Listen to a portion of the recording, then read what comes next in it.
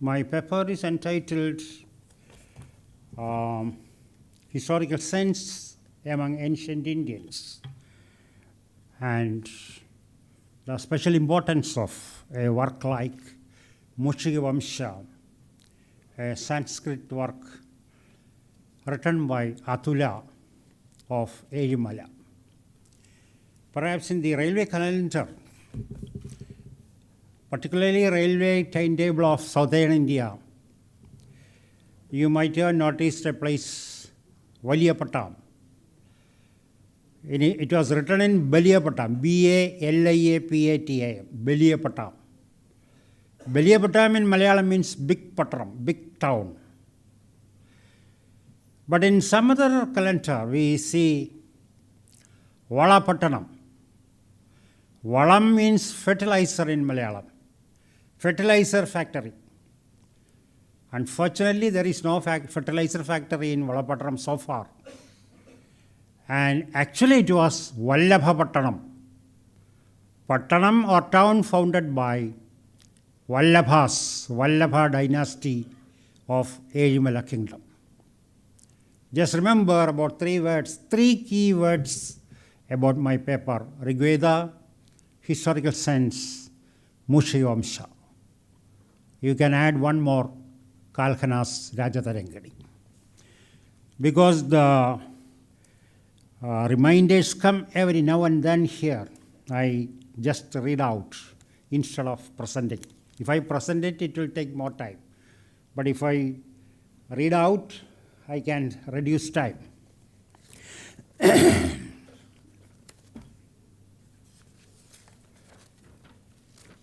History divorced from truth does not help a nation.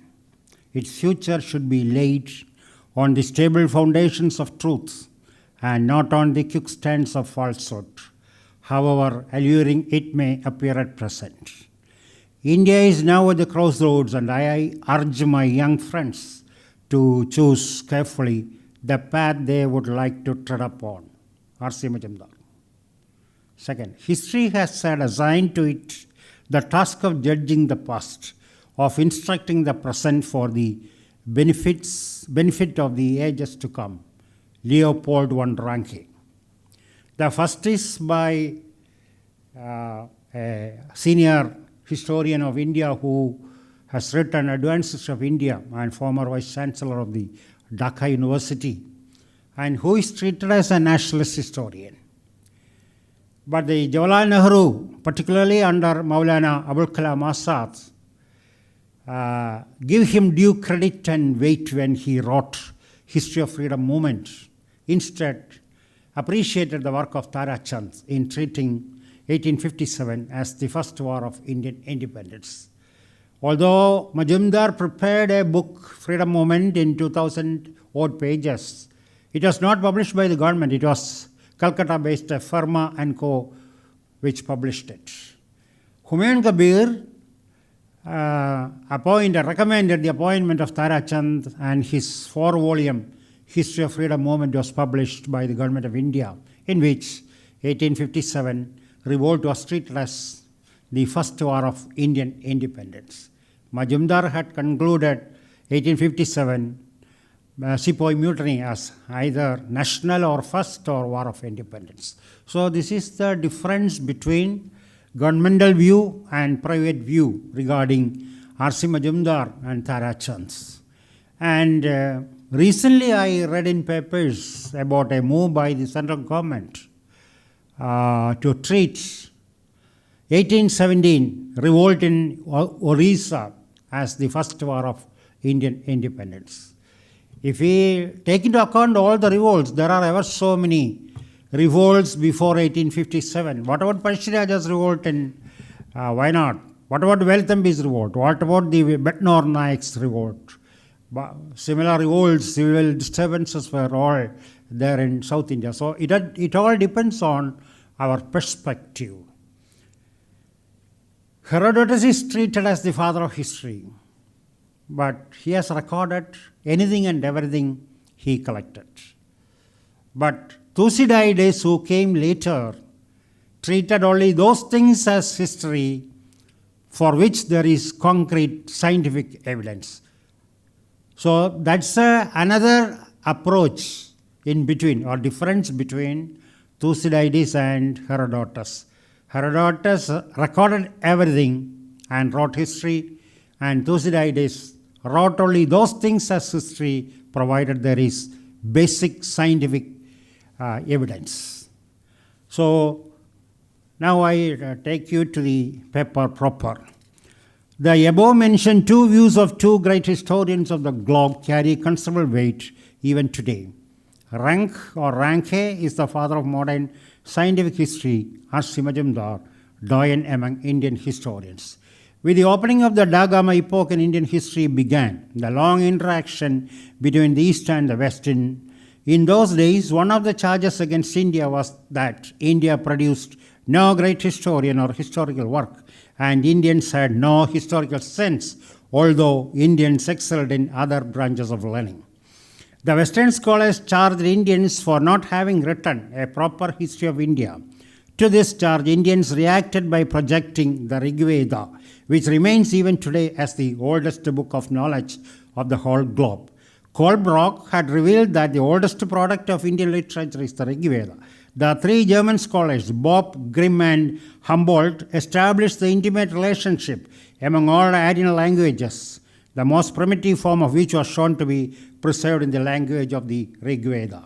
Max Muller, a German Orientalist and Indologist, settled at Oxford, acquired a mastery over Sanskrit without the help of a teacher. He then turned to comparative language studies, which involved him in the study of Sandhavasta. The Sandhavasta led him to the study of comparative religion and of editing the whole text of Rig Veda with the commentary of Sayana. His History of Sanskrit Literature, published in 1859, mapped out in chronological order all the Sanskrit texts known till then. His interest in mythology, on which he wrote appealing essays, led him further into a study of comparative religion and to the publication of the sacred books of the East in 50 volumes. Even in our own Trivandrum University Library, we have this 50 volumes, Sacred Books of the East, well preserved and untouched by researchers. A monumental achievement, this collaborative enterprise made available in English translations of 50 major Oriental non-Christian scriptures.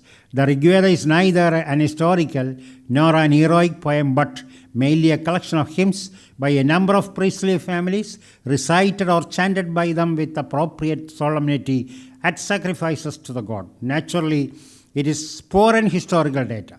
Of the various recensions of the Rig Veda known in tradition, only one, namely the Shagalat recension, consisting of 1017 hymns of very unequal length, has come down to us apparently complete.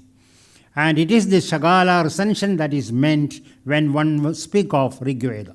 The Rig Veda is not, as it is often represented to be, a book of full poetry, folk poetry, nor does it mark its beginning of a literary tradition.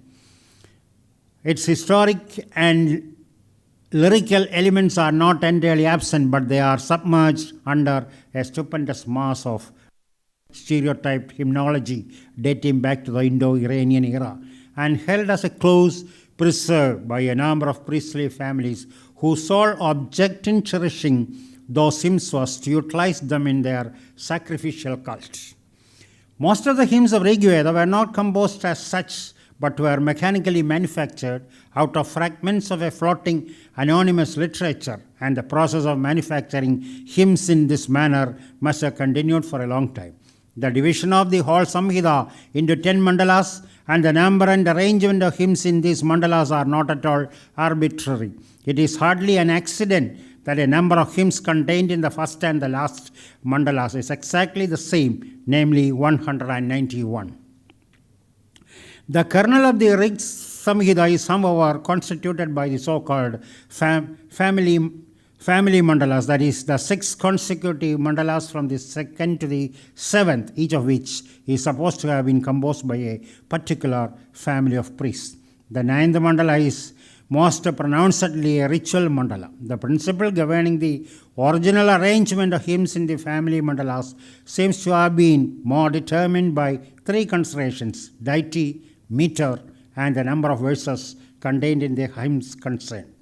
Each family mandala opens with a group of hymns dedicated to Agni, immediately followed by another group addressed to Indra, and then dedicated to various gods.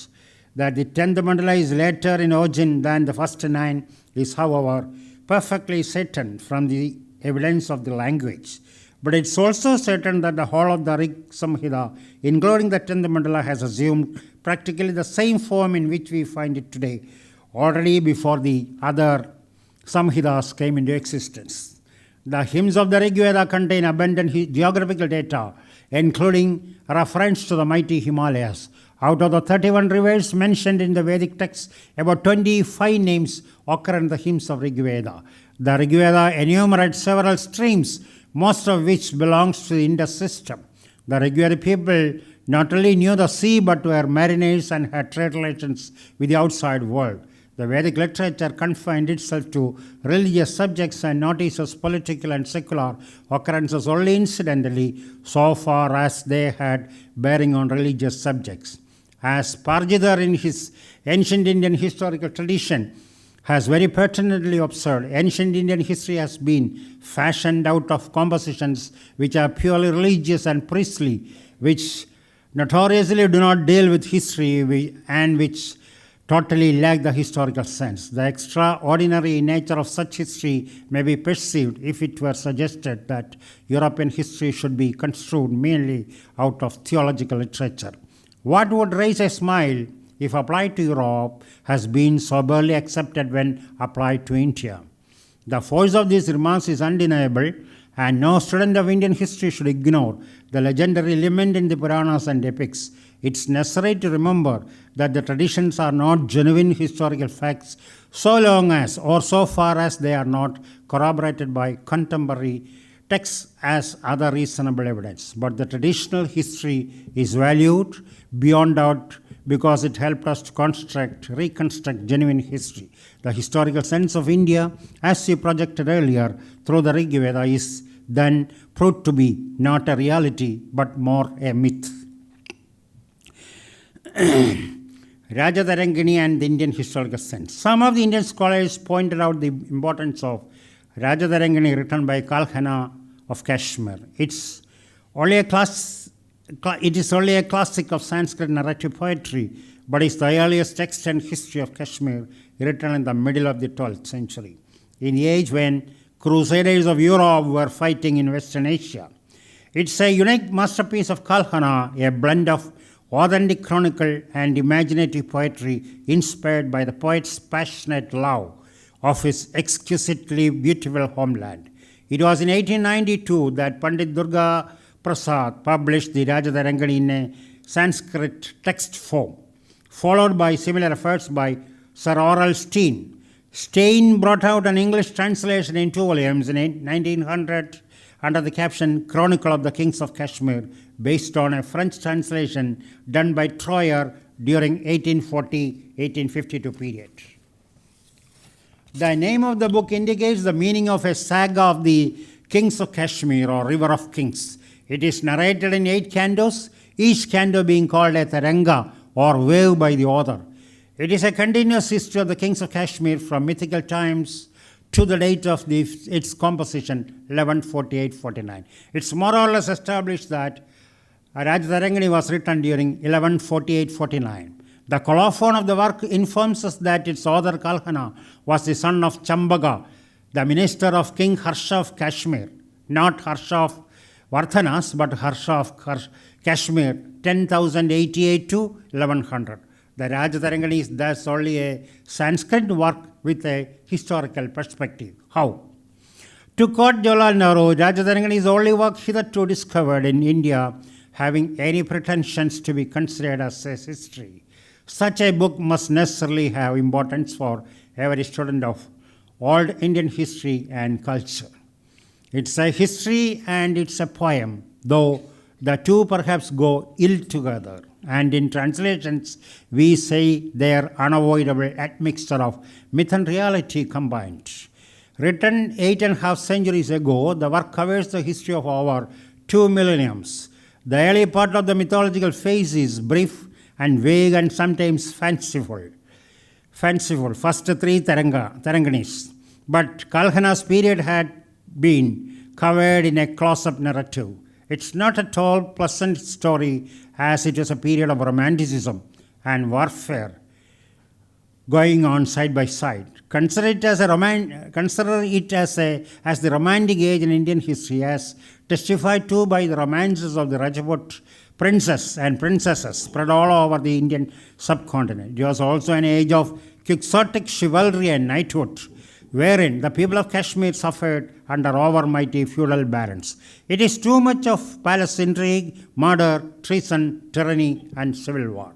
It's the story of autocracy and military oligarchy. In essence, it's a story of the kings, the royal families, the nobility, not of common folk. No wonder it's given the title River of Kings.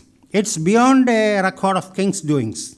It's a veritable storehouse of information, political, social, and economic. Politically, the work sheds light on self-willed warrior kings like Lalitaditya and successful enlightened kings like Chandrapida. But the overmighty group in the kingdom is the Kayasthas, the Tandrians, the Yagangas, the Brahmanas, reduced to absolute kings to a pitiable position. The Tandrians and the Yagangas controlled and exhibited their royal master, like snakes by snake charmers, for their own benefit. The priests, in the case of differences with the kings, resorted to hunger strike in a body as a powerful political weapon. Kalhana is a very frank and open-minded when he says that the Brahmin Purohita Parishad, the Tandrians, the Yagangans, the Damaras, the Kayasthas, etc. were all more powerful than the kings, and their life very much proved contemporaneous with European feudal barons, the overmighty feudal barons of the feudal era after King John down to Middle Ages. The picture of the economy presented by Kalhana was a decaying one, the old order in Kashmir. His descriptions of famine, food prices, taxation, currency, etc., portray a pitiable economic life of the people. Kashmir had been the meeting ground of the different cultures of Asia, the Western Greco-Roman, Iranian, and East Mongolian. The inherited Indo-Aryan traditions and the collapse of economic structure shook the foundations of the Indo-Aryan polity. Kalhana describes Kashmir as a country which delighted in insurrection, and they were adventurous. The chaotic conditions ultimately are shared in the Muslim conquest of India. Socially, Kalhana's Rajatarangani provided us with deeper insights in the caste factor in the life and culture of the people. Caste was no bar to hold any civil or military post in Kashmir, whereas the other parts, caste was the only potent factor for holding positions of power. Now I skip a few because the first chit has come. So I just wanted to complete the main part.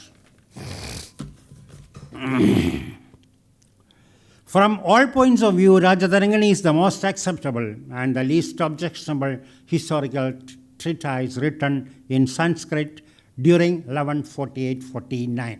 That was the view shared by we students during 1960s. So Rajatarangani was accepted as the most acceptable and the least objectionable historical work produced in India, shedding light on the history of Kashmir during 1148-49. Then coming to the work in Kerala, 1 century prior to the compilation of Rajatarangani of Kalhana, a South Indian scholar named Atula had brought out a work on an epic named Mushikavamsa. In 1970s, Professor M.G.S. Narayan, visiting professor then of the Tokyo University, projected Mushikavamsa written in Sanskrit by Atula as a work to be studied at length. Mushikavamsa provided us with a succinct history of the Elimala kingdom, Rat Mountain or Elimala of Malabar, ruled by King Srikanta. And after MGS, many scholars tried to bring out newer studies, interpretations, and commentaries, but none of them either projected a specific period to the work or studied it in a historical way. In other words, nationalist historians continued to project Rigveda as clear evidence for India's historical sense, but scientific historians used to treat Kalhana's Rajatarangani as the first historical work written with a historical perspective. All North Indian historians are not ready to give Mushikavamsa its due credit because it came from the south, particularly from the far south. No historical work is perfect from all points of view. This is true of Toynbee's study of history, or of Oswald Spengler's Decline of the West, or Gibbon's Decline and Fall of the Roman Empire. Numerous imperfections are there in these historical classics. This is applicable to some extent to Mushikavamsa also. The development of archaeology as a branch of learning is a long process which began with the founding of the Asiatic Society in 1784. New light was shed and new interpretations were given to India studies in the name of white man's burden. As a result, many British historians brought out new studies like those of Grandeff on the Marathas, Cunningham on the Sikhs, Todd on the Rajputs, Wilkes on Mysore, W. Hunter on an imperialist historian, Vincent Smith on ancient history, Moreland on economic history. In the long list of British historians, names like T.B. Macaulay, Robert Owen, James Mill, John Malcolm, John Kay deserve special mention. Macaulay enriched modern Indian history with a number of works like essays on Clive, essays on Warren Hastings, essays on history, and essays in encyclopedia. Besides the life of Clive, John Malcolm published The Political Sketches of India in 1811. It was republished in 2 volumes in 1926 with the title Political History of India, which earned for him fame and name as a scholar historian. Atula's Mushikavamsa was introduced to the world of scholarship in 1916 by T.A. Govinath Rao, then curator and head of the Department of Archaeology, Government of Travancore. This is the death centenary year of T.A. Govinath Rao.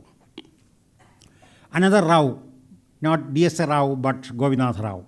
Rao published the Mushikavamsa with a study in English of the 15 sargas in the Travancore archaeological series for the year 1920, published posthumously. From the references in the poem, Rao only could guess that the area must be somewhere in the southern presidency. He also observed clearly that the matter contained in the last sargas appeared to be historical, and from the style of the composition, the kavya seems to be somewhat old. Rao also felt then that one Srikanta, the successor of King Vallabha, must have maintained Atula in his court in the 11th century. K.V. Subramania Iyer, the successor of Govinath Rao, went a step further to say that the area covered by the poet is somewhere in Malabar or North Kerala, or are in an area around Kannur, which formed part of the Kolam or Kolathanad Sarubam under the overlordship of the Cheras of Mahodevaram or Kodungallur. Kolathanad was ruled by Kolatharis or Colastri of English records. He also located places like Madai, Vallabhapattanam, Taliparamba, etc. in the poem. The dynastic title Ramaghada Mushiga of the Kavya must be the same as Ramakuda Mover of the inscriptions of the Chera period. King Nanda, the first Musha king, had been identified with Nandan, king of Vejimala, the celebrated hero in the Sangam literature. IA's identification of Pandalayani Kollam, however, is incorrect according to scholars like M.J.S. Narayan, as this place was outside the periphery of the Kolathiris. The Mushikavamsa Kavya professes to give a history of the Mushya dynasty and of Mushya Parvada from the time of its mystical founder Ramaghada Mushiga, a contemporary of Parashurama to that extent. And Srikanta happened to be the first ruler of the period. Here, Parashurama's Professor Sundara was telling us about Parashurama. Parashurama, brother, the previous incarnation of Lord Vishnu might have had another century to be given to him, because there is every possibility of two Parashuramas in Kerala context. Even today, whenever a new person writes a history of Kerala, the first chapter is Parashurama, legend and creation of Kerala. But archaeologically and scientifically speaking, the creator of Kerala might be Parashurama, but his period might be at least 1000 before Christ.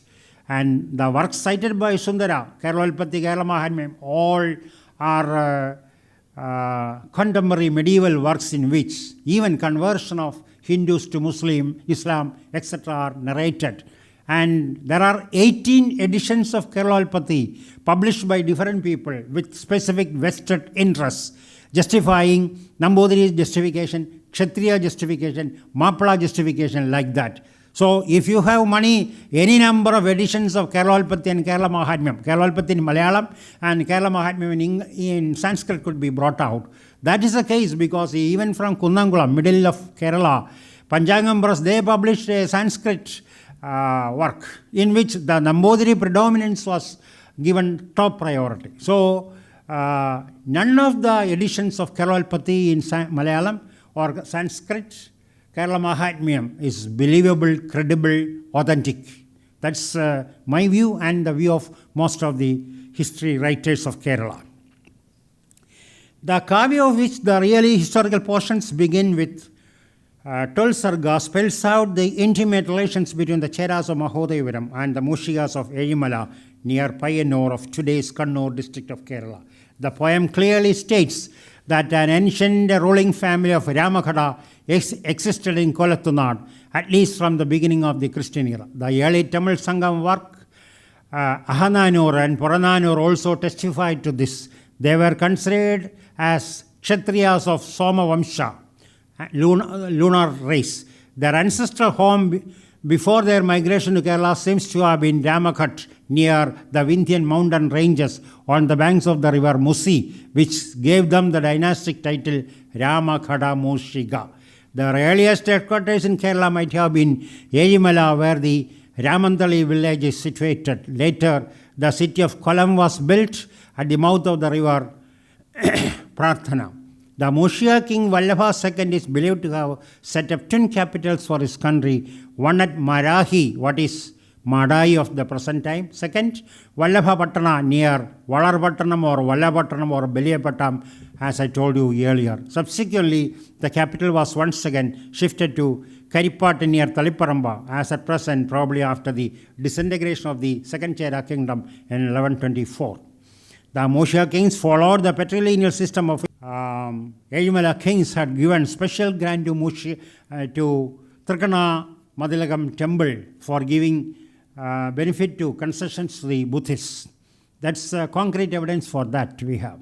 From Kanchivarman to Srikantha, we have a list of 118 kings of Ezhimala who for a time decided the destinies of North Malabar people. Rulers like Sri Vallabhan labored hard to construct a harbour at Vallabhapattanam at the mouth of the river Killa, thereby gave a great fillip for maritime trade. Religious Catholicity was a marked feature of the rulers of this area. There were patrons of arts and literature, as testified to by poet Atula. The life and culture unravelled by this Sanskritist about a long forgotten kingdom of antiquity clearly brings to light the historical sense of Sanskrit scholars of South India.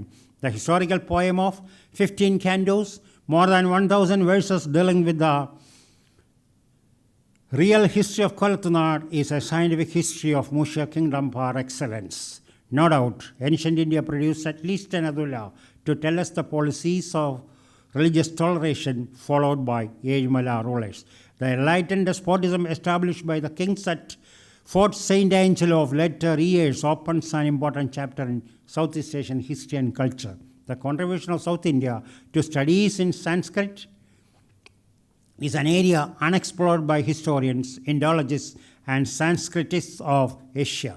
The maritime and cultural contacts established by them at length and in depth open our eyes to the study more and more about less and less things of Asia.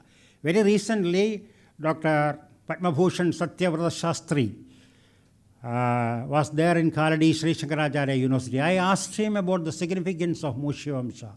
He said definitely it is one of the earliest scientific studies available in India in Sanskrit. So many scholars, those who are studying more and more about Mushikavamsa, had come to an irrevocable conclusion or a most acceptable conclusion that it consisted of enough of historical sense to shed light on the far southern kingdom, and it was written probably before 1050 period.